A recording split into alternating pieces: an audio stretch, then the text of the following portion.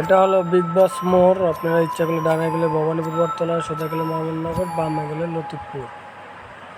তো যারা যারা আসতে ইচ্ছুক তারা অবশ্যই নক করবেন। আমরা অবশ্যই এখানে আমাদের শেষ সীমানা দেখতে পাচ্ছেন, যার একটু বাকি আছে। এখানে দেখলে আপনারা বুঝতে পারবেন আমরা এখানে এসে বসে বিগ বস 8 তলার সামনে।